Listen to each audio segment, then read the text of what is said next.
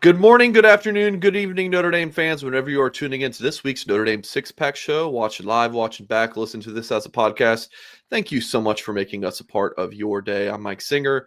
I just kind of pop in and out of this show, but really, Jack Soble and Tyler Horka will be bringing you all of the hottest takes and insights in the world of Notre Dame football. Folks, please hit the thumbs up on this video, subscribe to the channel for more content, and of course, blueandgold.com is your home for all things Notre Dame football and recruiting coverage, a new commitment you can read about on the site that occurred earlier today. The holiday season is here, and Academy Sports and Outdoors has the legendary gifts you need at undefeatable prices every day. So shop in store or online at academy.com to save on gifts on everybody's list, from football jerseys and basketball hoops to fire pits and deer stands. The most wonderful time of the year happens here this holiday season. Give the gift of fun from Academy Sports and Outdoors. Boys, I trust that you're well. So let's go ahead and dive into the topics today. Tyler, rewatching the Navy game. I know you guys have been both tweeting about it. What kind of stands out to you? Again, going back through that 49-10 win for the Irish. Yeah, I remember Marcus Freeman's response to my question in the post game about how maybe the defense set a tone, and he pushed back on that a little bit and said, I don't know, we kind of gave up some yards there, and we didn't allow points on the board, but that's different than completely shutting a team down. Saw some of that, saw some Navy gains that Marcus Freeman didn't want to allow for sure, maybe even thought that Notre Dame wouldn't allow. So 10 points were all scored there in the first half, but I do think there was something to be said for no points being scored on either of Navy's first drives, and then you've got 40. You end up with 49 points, 21 of those in the first half. So overall, I still thought it was a good start. Like, we've seen plenty of Notre Dame games over the years, especially in the Marcus Freeman era, definitely in the Brian Kelly era too, where might not look like it's going to end up 49-10 because it's 7-7 deep into the second quarter, but like, Notre Dame has an ability to grind these games out. There's a talent advantage there that I think you saw. And also some of these gains that Navy had, like the Notre Dame defense, I still saw a locked in unit that was trying to fly to the football, sometimes over pursued, sometimes didn't have the right gap schemes and whatnot. It's not going to matter against Pittsburgh this weekend. Like, I get it, Pittsburgh's got a good offense, but it's a completely different offense. So if you're as locked in mentally, physically, like ready to go, then I think Notre Dame can have a nice outing against Pittsburgh. It wasn't like for a lack of trying, like, oh, there goes Navy. Like, they got them on a reverse. They got them on a long run because Notre Dame didn't contain it. It's fine. Like, it's still 49-10 win. Yeah, the reverse is something I would flag in the self-scout if I were Notre Dame, because they have been susceptible to getting beat, like when on those kind of trick plays that rely on losing the edge, like the halfback pass in the Pitt game kind of comes to mind there. But I thought, particularly at the line of scrimmage, Notre Dame did a really nice job getting better on both sides of the ball as the game went on. I thought a lot of Navy's misdirection, especially when Kingston Viliamuasa and Madden Framo, the youngest linebackers in Notre Dame's rotation, came onto the field. Like, they were biting on some of the fakes. Navy had some room. There was one play where the quarterback Braxton Woodson fell down, where I'm like, oh man, that could have been way worse than it was, which we thought live. But kind of looking at the tape, it's Viliamuasa and Framo both go with the fake, and it's only a Don Schuler on one offensive lineman, and the offensive lineman's going to win that most of the time. So, but then you see the next time Viliamuasa is out there, and he's a wrecking ball. Literally, he's running over Alec Teska, the fullback, and running over Woodson in the same motion. Then in the next play, Kingston made that play. Like, Kingston was all over the place on that second drive. Offensively, Notre Dame, again, the line was doing a nice job clearing some holes. The second Price drive, I thought the run game was working really well. Just continue to be impressed with Notre Dame's top three receivers. Sticking with the offensive end, Malachi Fields does a really nice job of A, using his frame, but B, like, he's presented the threat of beating teams deep, so then he knows how to snap off some of those deep looking routes and create some room underneath. And obviously Jordan Faison, I looked it up today, he is tied for third in the country in missed tackles forced after the catch, which is awfully impressive and not at all surprising if you watch Notre Dame. every game this season. And obviously Will Pauling, that big catch he had, the guy just does not stop. So was really impressed with Notre Dame's offense. Obviously they were stopped once early in the game, but they really were near perfect the rest of the way. I want to see more games like this out of Malachi Fields. I understand that it's not necessary for Notre Dame when you have Jeremiah Love, Jadarian Price, you have the other wide receivers that you just mentioned, but I had totally forgotten that 3 of his 4 catches in the game, I think he ended up with 4, were in a span of 3 or 4 plays, like on the same drive, on the same series, and it's 3 different types of plays too. It's a slant. You got him on a nice stop, which CJ Carr, unbelievable throw. Like, it was supposed to just be a stop. That was pretty The linebacker fantastic, comes back, and CJ's like, no, you're going to be more open if I throw this toward the sideline. And Malachi recognizes it and goes up, makes the play, which is tremendous. So there's just so many different ways to get him involved. And you can you could spam his button basically. And Notre Dame just hasn't really tended to do that. It's been there's Malachi Fields, 60 yards there. 2 games later, there's Malachi Fields, 60 yards there. I want to see the 60-yarder. I want to see the slant. I want to see the stop. He is an absolute weapon. And then the more you hit him, it's already been easy for Jordan Faison and Will Pauling. I think it gets even easier for those 2 guys. And then if you do end up adding Jaden Greathouse back into this equation, guys, we are talking about a Notre Dame passing offense, especially with the way that the offensive line pass blocks. The offensive line is ahead in pass blocking than run blocking. That's just what it is. The pass game is tremendous.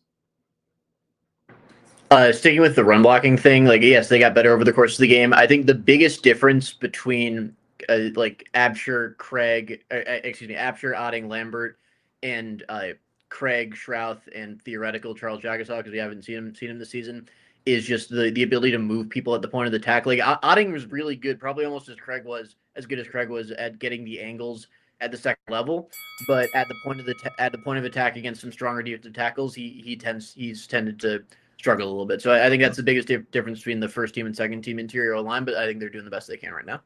How about Pat Narduzzi taking a little shot at Notre Dame?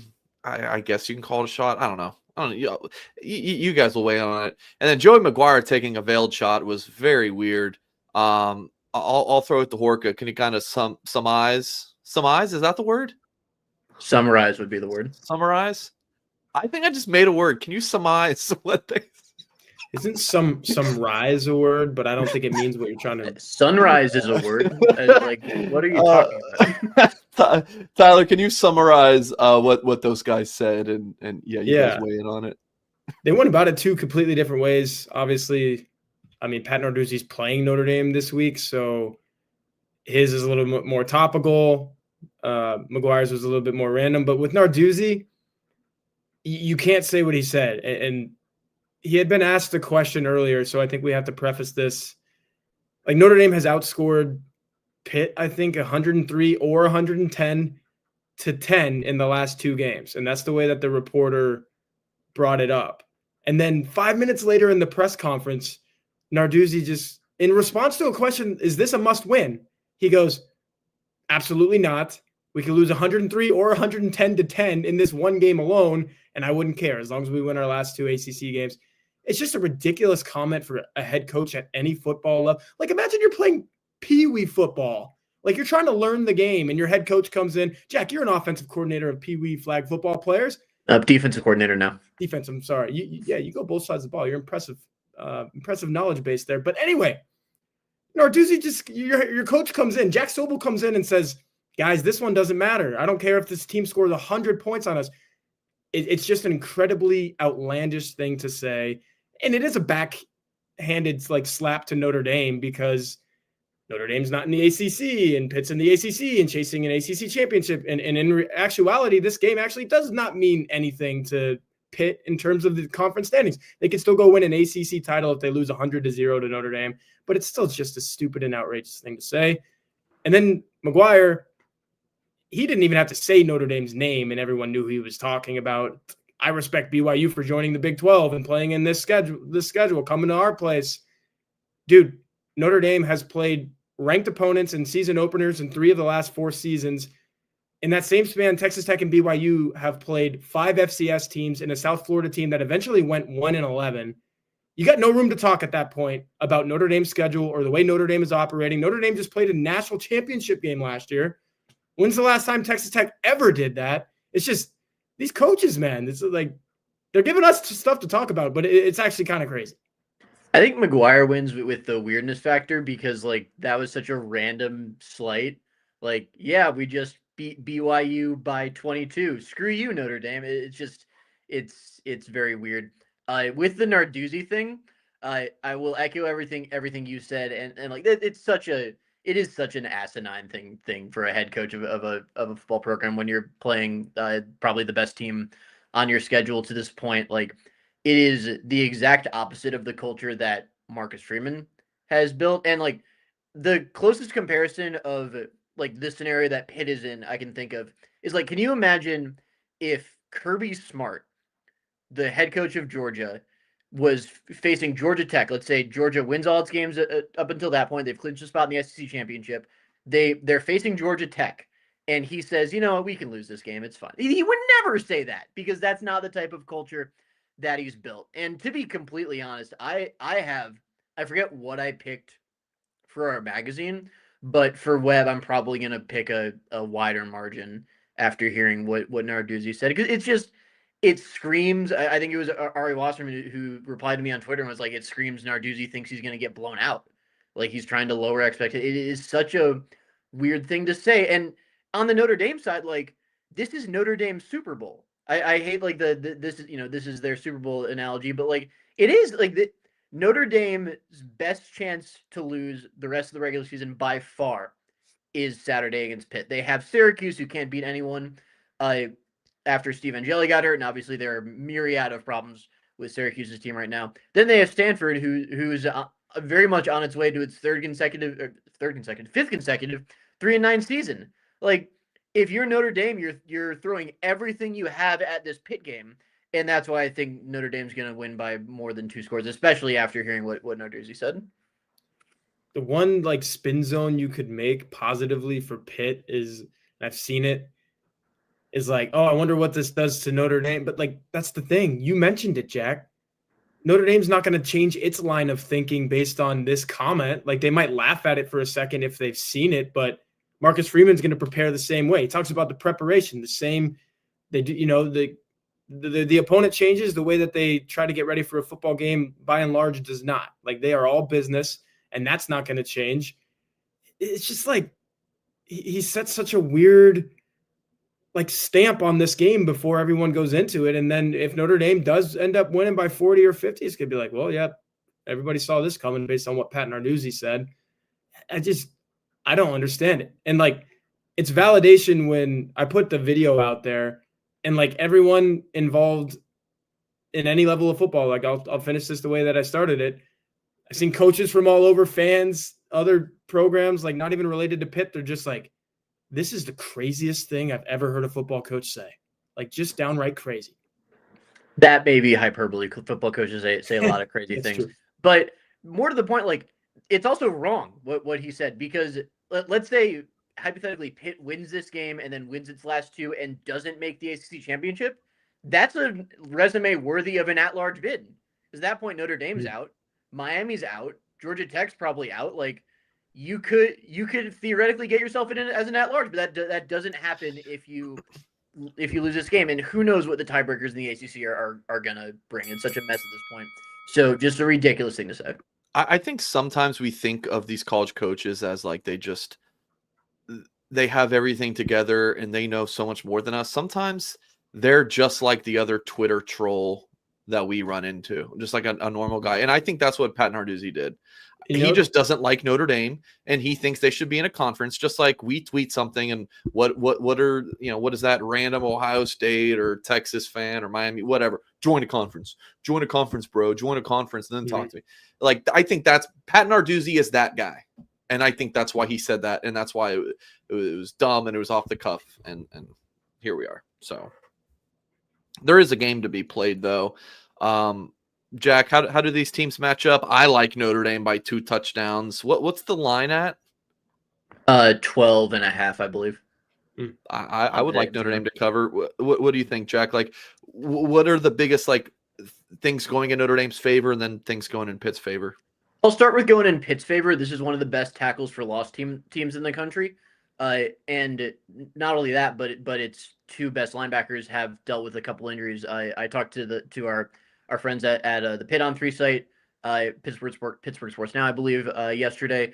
The expectation is that Kyle Lewis is definitely playing. He should be full strength.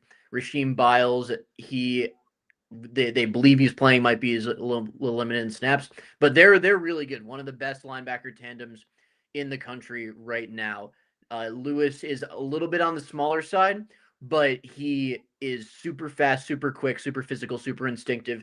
He lives in the backfield. Rasheem Biles, 8.5 tackles for loss this year. He lives in the backfield. And as we've seen all season, Notre Dame has had some difficulty with aggressive linebackers, and finding a way to mitigate that is certainly something that Notre Dame needs to watch out for. This is another team that will likely sell out to stop the run. So this is another, make them fear Malachi Fields type of game. Pitt loves to load the box. They haven't had a ton of success getting pressure with their front four, so you can expect Lewis and Biles as rushers.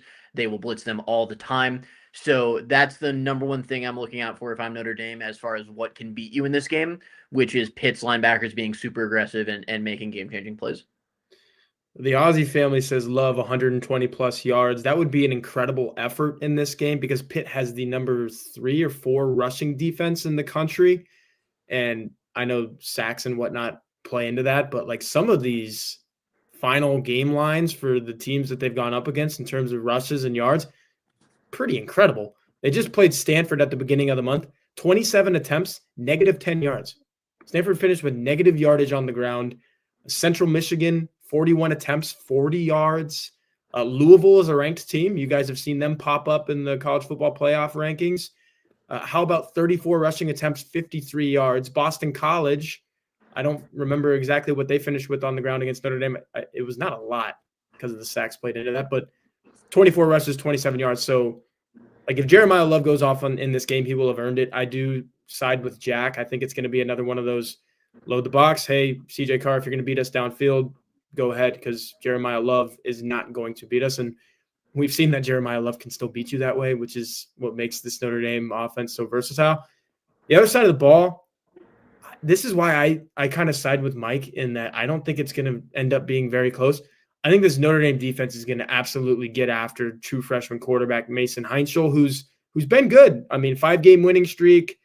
The statistics are pretty nice. He's thrown for over 300 yards per game. He's been sacked 16 times. I get it. Notre Dame's not like the most formidable 4 across the line, edge rushing, like get some pressure from the middle type of team. But, dude, if you blitz a little bit, if you figure out some creative ways to get to Heinschel, everyone's doing it. So I think that Notre Dame, Chris Ash, they're going to be able to get to Heinschel in this game. And it's just going to be like an attrition thing over time. I think we're going to be looking at it in the third quarter and we're going to be like, oh my gosh, like Notre Dame has just absolutely gotten after this kid and there's been nothing Pitt can do about that. And then if Notre Dame strikes offensively enough, see you later. Irish get out of there with a win. Yeah, I agree with you on the other side of the ball. I think I like Pitt's skill guys. Desmond Reed, the running back, he's dealt with some injuries this year. He's a smaller guy, but they'll use him all over the place in the run game and the pass game. They got another true freshman running back who's been really good. They have a bunch of receivers that they'll throw to. No superstar per se, but a bunch of solid options. So I like that aspect for Pitt. But the offensive line has not been great. They are really beat up on the left side. They got an injury, and then their backup's pretty inexperienced.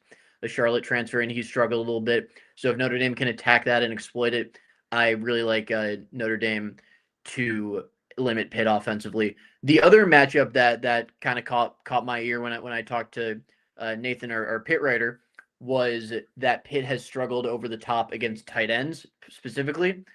Their safeties have had a tough time guarding tight ends. So I think this could be a huge Eli Raridan game because we talked about in the first segment Fields, Pauling, Greathouse if he comes back, Faison. Like Eli Raridan's been pretty dang good for Notre Dame this season too when they've gone to him. It's kind of been one game's a Raridan game, one game's not for Notre Dame. Like that, and honestly, that's kind of how it is with all the pass catchers, right?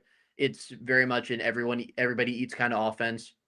might be your day one week, it might be your day the next week. I think there's a pretty good chance it's Eli Raridon's day next week. Yeah, this is kind of more intangible side of things and not really like Notre Dame versus Pitt, but I think Notre Dame's going to want to go out onto the road and have a better showing than it did last time. Like the Boston College game, there was a lot to be like, yeah, I don't know about Notre Dame here. Like, how did they play Boston College to this game? It would feel really nice for this Irish program to get to sit on a plane ride and go back home and be like, yep, we did everything we had to do right there. We're returning home. We're playing a Syracuse team, like you said, Jack, that's probably going to go 3-9. Stanford at the end of the year. Like this, you said it, right? It's like the Super Bowl. And I think Drake Bowen even alluded to that when he was talking to the media last night. He's like, we're not looking at college football playoff rankings, which we're about to talk about right now, because we lose, we're done. And like if Notre Dame plays poorly in this, they can lose. So just play well and win and not worry about it. That's what it comes down to. All right, I'm going to be honest. I'm writing an article as I'm listening to the show. Jack, did you say that like the Eli Raridon, like it can be week by week, like who emerges as the leading receiver? Is that what you said? Yeah, like it's like I said, it's an everybody eats offense. Like 1 week it's a Fields week, 1 week it's a Raridon week, 1 week it's a Faison week. Yeah. I think it's less like I feel like in years past it was like when like Faison was a freshman, it was like Jordan Faison's the guy this week, and then like someone like now it's a Deion Colesy week. It would right. be So like that can very much have a positive and negative outcome. Right. If it's that I kind of feel like it's now a smaller pool, and I like it. Before it'd be like who's healthy and who's good this week, or who is our quarterback connecting with. Now it's like for the first time since I've covered Notre Dame, maybe 2019 with Chase Claypool, that was the guy for book. But it's just like maybe Fields has a big week. Maybe he's more quiet, but it's kind of consistent for what to expect with the receivers now. Like, go ahead and book Pauling for a touchdown. Book Faison for several catches. Fields is going to average 25 yards per catch. Like, I am loving that as a receiver aficionado. It's also like they have the ability to be very matchup based in ways they did not in the past. Love it. All right, I'm also, going to one more thing. You cannot discount Jordan Faison's consistency in this part, because he might never be that 110-yard guy, but it feels like he's always going to be that 50 or 60-yard guy, and that is so important just to have that, like knowing, like, yeah, pencil him in for that. All right, I'm going to one more thing. I'm just trolling. I like it. Oh, damn. All right, thank you. I'm going to let this run, and I think I can pop this up on the screen. All right, so there's the rankings. Tyler, we heard from you last night on this. Jack, thoughts on the college football playoff ranking? Notre Dame moving up to number 9. Yep, exactly where everyone thought it would be. Number 9 projected matchup against Oregon.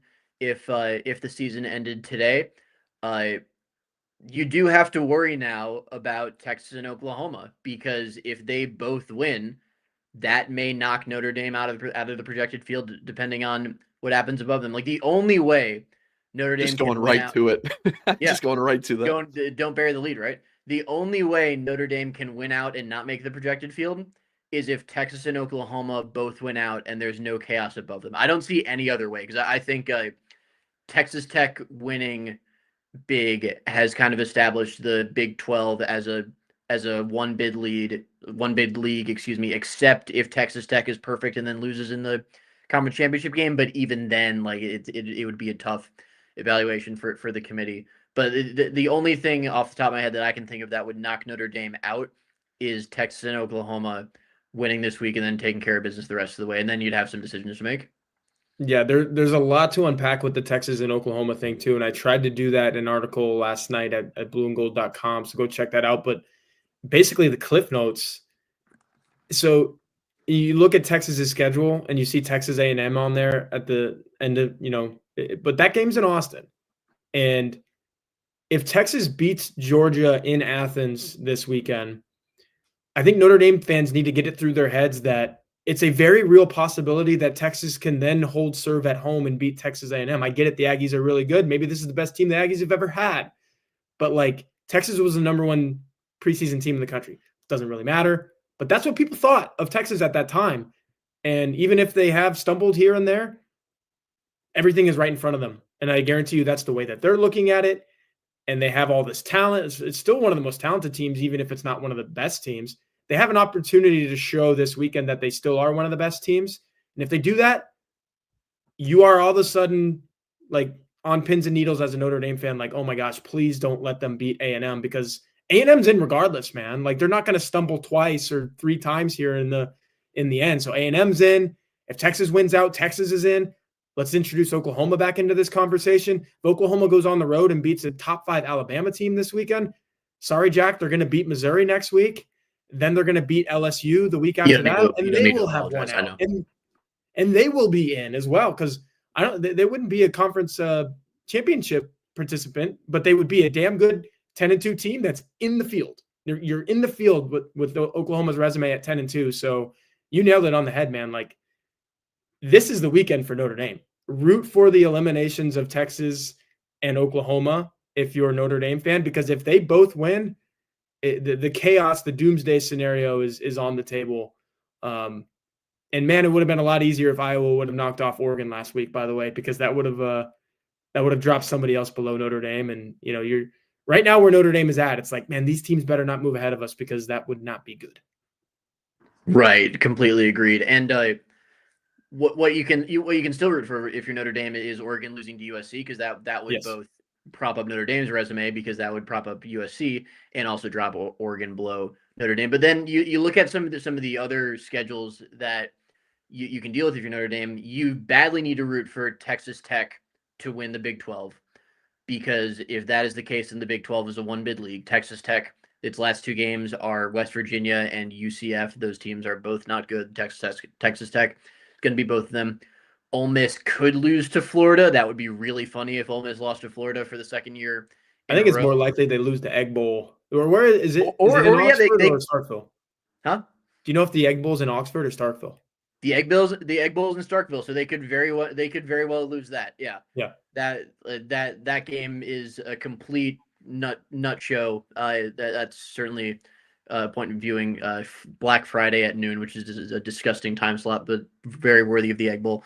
But so Ole Miss, they will be favored in their last 2 games. So that's another one where you have to root for upsets. But again, none of it matters if Texas and Oklahoma both lose, then we're talking about Ole Miss and Texas Tech as like, could Notre Dame host?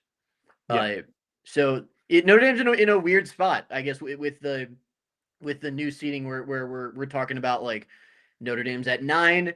If so and so happens, they can miss the field. If so and so happens, they can host, and none of it has anything to do with how Notre Dame's playing on the field. Dude, this is why the inaugural rankings a week ago, with them being at 10 and them being in the field, was so important, because if they would have had to ascend, look, like beating Pitt will move the needle a little bit, but there are so many more impactful games with Texas and Oklahoma and Ole Miss. You just mentioned Texas Tech. Like, Notre Dame is just in this no man's land, and it's a lot better to be in no man's land being in the projected field right now, right? And now being safely in the projected field as that number 9 seed right now. Like, that is huge. If Notre Dame would have come in at 13, 14, 15 in the first ranking, which some people thought, and I mean, some people are still arguing that's where they should be, it'd be a completely different conversation. So, and look, I want to end the whole Texas-Oklahoma spiel with this, because I'm not trying to like incite fear. I do think it's the most likely thing is that they lose at some point and Notre Dame is going to be better for it. But there is that small possibility, like, oh gosh, look at these guys crashing the party. They'd be party crashers at that point if they went and upset their respective opponents this weekend. I will say I have way more confidence in Alabama to beat Oklahoma than Georgia to beat Texas. I think both those things happen, but I think the upset on Texas' side is much more likely. And if only one of those 2 things happens, then I think Notre Dame is fine. You just can't have both happen.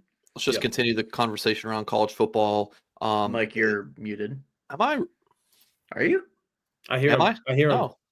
Oh, I no, don't. we have this again. This is happening again. Can you tell Jack to leave and come back and see if that fixes it? Blow on it or something. You want me to start talking Unplug about it. college football? Yeah, you just go ahead. Just talk. I mean, I can hear him. Let me tell you this, Ty. I feel like above, like with the Ohio States and Indianas, like A&M, those teams like in the top 5, just stay up there. Don't start losing. Just stay up there. You're good because Notre Dame. You like you're with me, right? You don't think Notre Dame can climb higher than 8, right? 7. Yeah. Like, could they climb to 7? Is that possible? Jack is better at this than me, so maybe I open the floor to that. Jack, what is the highest seed that you think Notre Dame could earn if like dominoes fell their way, chips fell their way? Oh man, 7. Mike asked if like 7 was a let's possibility. say. First of all, everything else about my internet is fine. I just can't hear Mike, and I don't know why. Maybe I've just like tuned him out at this point. It's been like 2.5 We've done years. good podcasting through it so far, Yeah. better than the last time. So yeah, that's basically what he asked. Yeah, I guess we're used to it by now. So the Yeah. highest Notre Dame can get. All right, so let's say Texas and Oklahoma both lose, staying at 9. Let's say Texas Tech. Let's say Texas Tech does not win the Big 12, and BYU beats them like in the conference championship.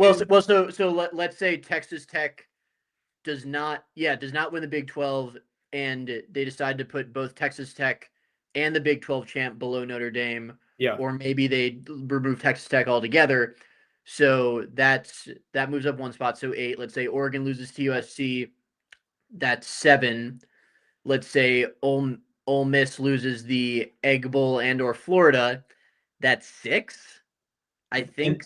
And that's just so much happening though. So I think 6 is technically possible. Yeah, 6 is technically possible. Again, there's a lot of if. And then I guess the other teams, I can't see Georgia or Alabama or Texas A&M falling below Notre Dame. I think Texas A&M, the only game they could conceivably lose the rest of the way is Texas. Yeah. Indiana, not South Ohio State, or not Sanford. Yeah. Indiana and Ohio State will both be undefeated heading into the Big Ten championship, and unless Ohio State blows out Indiana, I can't imagine Indiana would dip below the first round bye. Yeah, I would say 6.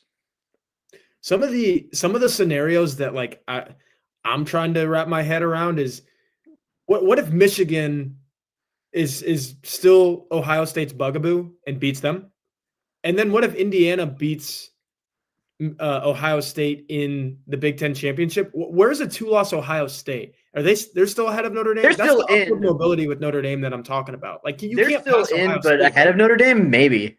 Yeah, I think they're still ahead of Notre Dame. Like, yeah, I think so too. There's not a world where Notre Dame passes a 2-loss Ohio State. What if Texas A&M loses to Texas and in the SEC championship? You have to still keep Texas A&M ahead of Notre Dame because they beat Notre Dame, right? But Miami's behind Notre Dame.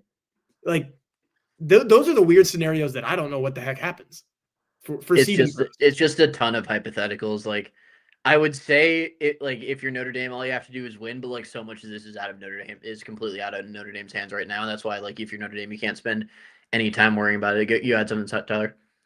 Yeah, I was just like gonna let you finish there, but like the 2 things you can root for, Texas and Oklahoma to lose. It makes it so much easier for Notre Dame if that happens.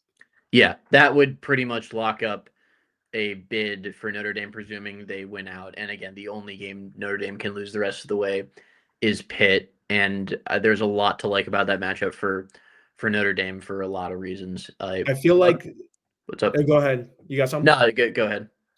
If you agree with me that like if you look at the current rankings, the clear fall off of like, yeah, these teams are pretty good and maybe you could even win it all if they went on a serious run, is Oklahoma at 11. Because I think BYU just showed us who they are at Texas Tech. That team can't win it all. Utah's not going to win it all. Vanderbilt's like Miami, I think it's 11. And maybe like you're like, okay, Oklahoma can't even win it all. So do you cut it off at Notre Dame? Maybe. I still think like Miami has that ceiling. I just don't trust them whatsoever to be consistent enough to do it because you have to win 4 games in a row to win it all. And if you're Miami's case, maybe 5 because that path probably includes the ACC championship. But I did see that graphic earlier today that Mike posted on the board that like Miami is both the top ranked ACC team, and of the ACC teams who can still make the conference championship game, they have the lowest possibility just because of like tiebreakers and stuff. And like, yeah, it sucks if you're a Miami fan, but also perhaps don't lose to Louisville and at home and SMU. Like they have the talent, in my opinion, to be a top 5 team. I think that's pretty clear. They just don't have the consistency. Yeah, it's very weird seeing them ranked 15 in that little projected bracket thing, but then realizing there's so much that's going to happen in the ACC that's going to keep them out of the playoff. And I agree with you, though. They've kept themselves out of the playoff with the losses that they have. It's can't have those. That is very weird. It's like you're the projected ACC champ right now, Yeah. but you're not even. You're 7th place. Okay, yeah, that makes sense. But of course it does. You want to talk about some hoops, Tyler? I know you're covering a basketball game tonight. Yeah, I usually just wear a hoodie like you're wearing right now on this show, but got to look at least a little presentable for. I was gonna say, Tyler, how was the yacht? How was the what? How was the yacht? Oh yeah, you like this? It's even Nautica, dude. You like that?